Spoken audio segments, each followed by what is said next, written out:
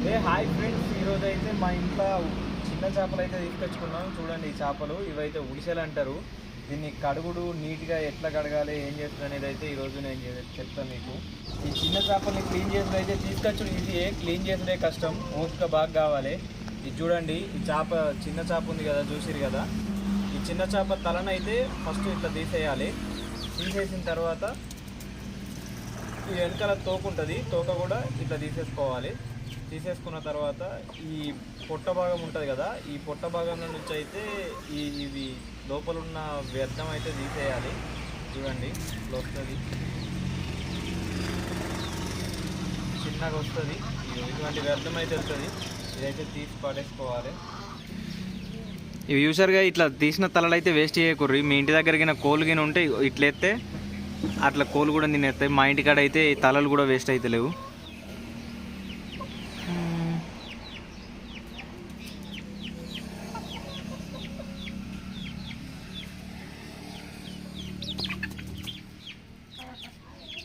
ఈ చేపలు అయితే ఖాళీ సమయం ఉండి ఓపికంటేనే తెచ్చుకోవాలి, లేదంటే వీటిని అవాయిడ్ చేసే బెటరు. ఎందుకంటే ఈ ప్రతి ఒక్క చేప ఇప్పుడు చూసారు కదా, ఇందులో 50-100 చేపలు ఉంటాయి.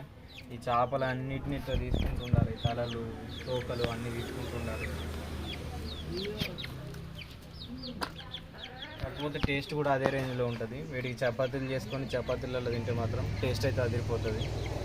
సో అందుకే కష్టమైన కానీ తెచ్చుకున్నాడే. ఏం చేస్తున్నావు అమ్మ, ఒక హెల్పింగా? అట్లా తీసేయద్దు, హెడ్ తీసిండ్రా. అది నాకి నాకి నాకి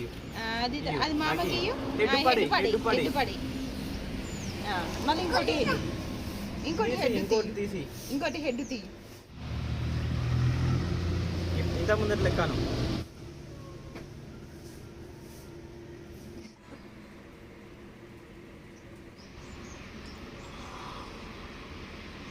సో గాయ్స్, ఫైనల్గా క్లీనింగ్ ప్రాసెస్ అయితే కంప్లీట్ అయిపోయింది.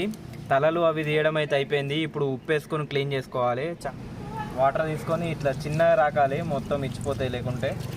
ఇది చూడండి, మొత్తం వేస్టేజ్ అయితే ఎట్లా వెళ్తుందో. ఇట్లా కొద్దిగా రాకుండా వాటర్ అయితే పోసుకోవాలి. ఇది చూడండి, క్లీన్ అయితే అయిపోయినాయి.